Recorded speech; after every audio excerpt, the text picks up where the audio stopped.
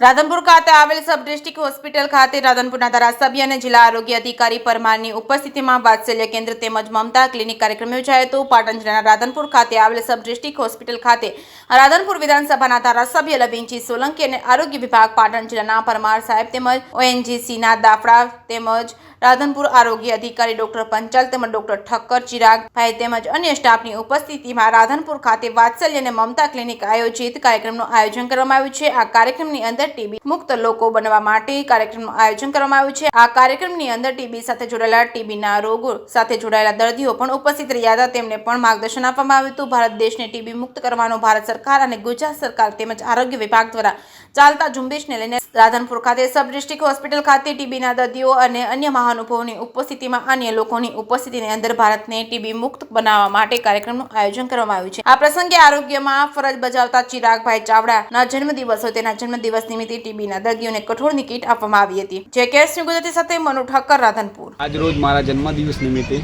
ટીબીના દર્દીને કઠોળ કીટ આપીને જન્મદિવસની ઉજવણી કરી। છેલ્લા 8 વર્ષથી હું મારા જન્મદિવસની ઉજવણી કઠોળની કીટ આપીને ટીબીના દર્દી સાથે ઉજવણી કરું છું। હોટલ કે પાર્ટીમાં ખોટા ખર્ચની કરતો નથી અને સામાન્ય રીતે આ ટીબીના દર્દીને પોષણક્ષમ આહાર મળી રહે તે હેતુથી આ ટીબી દર્દીને કઠોળ કીટનું વિતરણ કરવામાં આવ્યું। આપનું નામ? મારું નામ ચાવડા ચિરાગ, આરોગ્ય કાર્યકર।